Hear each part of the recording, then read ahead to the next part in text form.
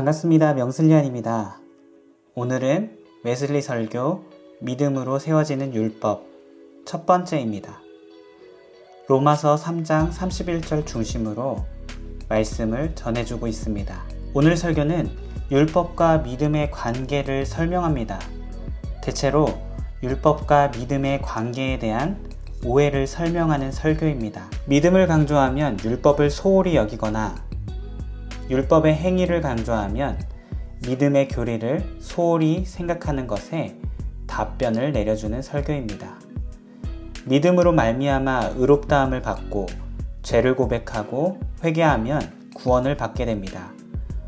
그렇다고 율법인 행위를 소홀히 해서는 안 됩니다. 웨슬리는 율법의 기원, 본성, 속성, 용법을 설교하면서 율법의 의미와 중요성을 말했습니다. 따라서 웨슬리는 두 가지 행동이 율법을 쓸모없게 만든다고 말합니다. 하나는 율법에 대하여 설교하지 않는 것입니다. 또 다른 하나는 믿음이 율법을 지켜 성결하게 해주는 것을 대신한다고 말하는 것입니다. 첫 번째, 율법에 대하여 설교하지 않는 것은 율법을 무용하게 만든다.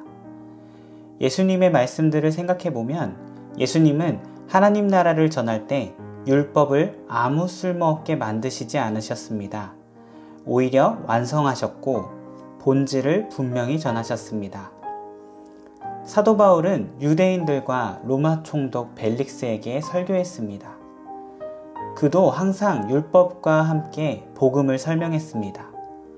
로마서 말씀만 보아도 율법을 어떻게 다루는지 보입니다.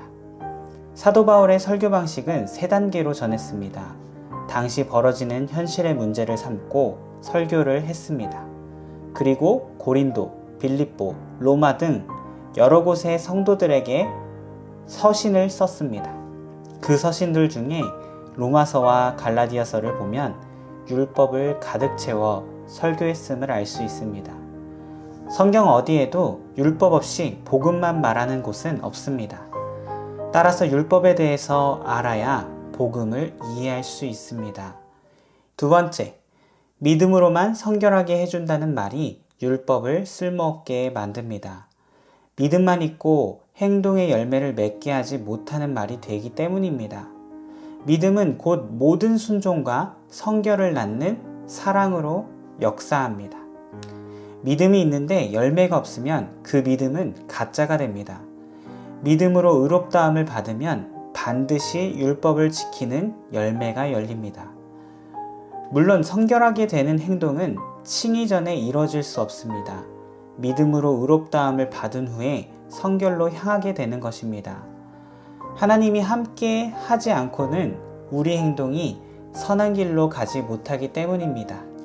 우리는 예수님을 믿고 삶의 변화가 시작된 다음에 모두 내면의 변화를 겪습니다. 좀 더 양심에 민감해집니다. 하나님의 은혜가 내 마음을 지배하기 때문입니다. 하나님의 은혜를 더 이상 정욕으로 바꾸는 일을 하지 않게 됩니다. 사람들에게 상처 주는 말을 하지 않으려고 하고 정직과 솔직함으로 사람들을 대하기 시작합니다. 행동도 모범을 보이려고 노력하게 됩니다. 따라서 믿음만 가지고 성결한 삶을 신경 쓰지 않는다는 말은 모순이 됩니다. 율법도 하나님의 말씀입니다. 거룩한 것이며 우리의 죄를 보게 합니다. 그 율법을 다 지킬 순 없지만 예수님이 우리 안에서 성결로 인도하십니다. 무언가 지켜나가는 것에 집중하는 것이 아니라 믿음으로 예수님이 내 안에서 맺어주시는 열매로 성결해지는 우리가 되었으면 좋겠습니다. 감사합니다. 명슬리안이었습니다.